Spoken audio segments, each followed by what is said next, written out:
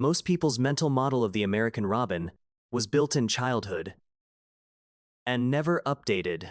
You learned it was a spring bird, a worm bird, an orange-chested harbinger. That model is wrong in almost every meaningful detail. Structurally inverted. This video is about what the robin actually is. Built from the ground up, robin isn't a taxonomic category.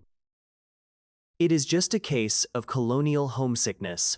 When European settlers arrived in North America and spotted an orange-red breast, they named it after the small, entirely unrelated bird they missed from home. The European robin belongs to the Old World flycatcher lineage. The American robin is a true thrush. Turdus, migratorius, closer in biology to a bluebird than to anything called a robin in Britain. Two birds, one borrowed name, 5 centuries of confusion. Let's start with diet, because that is where the mental model breaks down completely. Ask anyone what robins eat, and they'll say worms. Every single time. That behavior reflects a minority of what robins actually consume across a year. Peer-reviewed studies put the fruit component at approximately 60%, with invertebrates, worms, and insects accounting for the remaining 40%. The worm hunting you notice is just seasonally concentrated in the breeding window. Outside of that window, robins function as highly mobile fruit eaters. Research documented robin foraging movements that spanned multiple kilometers daily, driven entirely by fruit availability rather than any territorial attachment. They are, in ecological terms, seed dispersers as much as they are insectivores, swallowing berries whole, digesting the flesh, and depositing seeds through their droppings. If you want more robins in your yard, a sunflower seed feeder does nothing. Native fruit-bearing shrubs, serviceberry, or winterberry holly, are what actually work. The birds didn't migrate away. They just found a reason to stay. This is the actual mechanism behind the robin as a spring symbol. It is just a perceptual illusion rather than a biological reality. American robins don't disappear in winter. Their behavior changes so dramatically. They become functionally invisible to the people who track them by habit. In summer, robins are lawn birds, solitary or paired, and territorial. They spend long daylight hours in open grass, within easy view of windows. In winter, the same birds form large nomadic flocks, sometimes numbering in the hundreds. They shift into wooded or shrubby habitat to exploit whatever persistent fruit is left. They stop defending individual territories and start moving collectively, following food. eBird data compiled across the northeastern United States shows robins present year-round. Winter detection rates are lower, not because the birds are actually absent, but because the dense berry thickets and river corridors are less watched. When those fruit sources exhaust themselves in late winter and early spring, or when snowmelt exposes soft soil, the flocks disperse back into our neighborhoods. People see them and register that spring arrived. But that is wrong. The food supply shifted, and the birds simply followed it back into view. A viewer in New Jersey watched a holly tree get stripped bare by robins. Then the birds would be gone, dispersed again, until the following winter. Another in the Chicago suburbs noticed her yard robins disappeared from November through February, but they returned in large numbers the moment temperatures climbed above freezing. The birds are tracking soil temperature and fruit availability, not the calendar. Robin song is genuinely beautiful, but it is also a precision, competitive instrument. Understanding it as the latter makes it more interesting, not less. Male American robins begin singing before civil twilight, well before there is light, often 30 to 45 minutes before sunrise, which isn't incidental early rising. It is a calculated acoustic strategy, a way to dominate the morning air.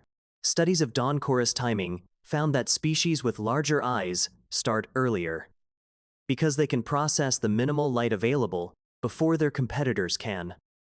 Robins rank consistently among the earliest starters for three distinct cold reasons. First, sound travels farther and with less distortion in the cool morning air. Second, beginning early establishes their presence before anyone else is acoustically active. It is the equivalent of putting up a billboard before the highway opens. Females evaluating male quality pay attention to singing persistence and timing consistency. Males that show up earliest and most reliably signal physical condition. What this means practically: the robin you hear at 4:30 a.m. isn't just an early riser. It is a male running an optimal strategy that evolution refined over thousands of generations. The fact that humans find the song melodic is incidental to the bird's purposes. One person at Avian Intelligence set her alarm earlier to hear the robin that sang outside her apartment every April morning. She wasn't wrong to find it remarkable. She was just hearing an arms race from the winning side. American robins don't have lots of babies because conditions are favorable. They have lots of babies because conditions are brutal. And the numbers only work if input is high. A breeding pair can attempt 2 or 3 nesting cycles per season, producing 3 to 5 eggs per clutch.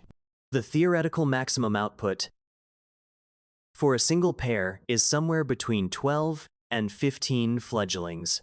The actual outcome is far lower. Data from the Cornell Lab's NestWatch program shows that only about 40% of nests succeed. Of the chicks that leave the nest, roughly 25% survive to the following November. Run those numbers forward.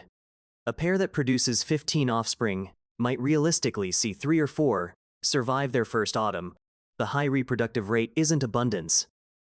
It is a hedge against loss rates that would be catastrophic. This pattern, known in ecology as an R-selected reproductive strategy, is typical of prey-vulnerable species. Robins face nest predation from raccoons, crows, blue jays, and snakes. Fledglings on the ground face cats, hawks, and vehicle traffic. Adults face window strikes and pesticide accumulation through their invertebrate food sources. What is remarkable is how the birds respond behaviorally to this pressure. Nest failure triggers rapid rebuilding, sometimes within days. One pair lost 2 successive nests to predation in the same season,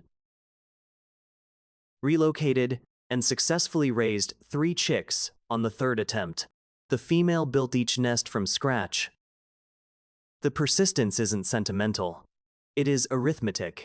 Robin's egg blue is one of the rare cases where a color name entered everyday language. It genuinely warrants its own category. But the color does more work than aesthetics. The pigment is biliverdin, a bile-derived compound the female deposits on the eggshell. Unlike most avian egg colors that function as camouflage, like dappled browns or grays, the robin's bright blue-green is conspicuous, particularly in the dark interior of a nest. Its function appears to be signaling, rather than just simple concealment. Research investigated the relationship between egg color intensity and male parental investment. The findings suggested that males paired with females, who produced brighter eggs, subsequently increased their provisioning rate, delivering food to the female more frequently. The hypothesis is that egg coloration, which correlates with the female's nutritional condition, gives males reliable information about the quality of the reproductive event. better conditioned female, brighter eggs, higher male investment. It is all a transaction. This turns the egg from a passive object into an active signal. In a two-way negotiation, the female's health is written in the shell. The male reads it and adjusts his behavior accordingly. The chicks that result from that negotiation carry forward the outcomes of that communication. Humans who stop to look and find that blue-green color arresting are, without knowing it, responding to a signal that wasn't designed for them, but it works on them anyway. Because nature is just that manipulative. The robin your instincts described. The spring arrival, the worm specialist, was a sketch built from the most visible 10% of what the bird does. The full picture is a winter flock animal that comes back to your lawn, a fruit specialist that hunts worms during the crunch time, an acoustic strategist who starts the competition before you've opened your eyes, a reproductive machine running a numbers game against long odds, a bird whose eggs carry information in their color, which is a bit much. That isn't a different robin. It is the same one you've always seen. You just have more of the story now. For whatever that is worth. Avian Intelligence, new episodes weekly.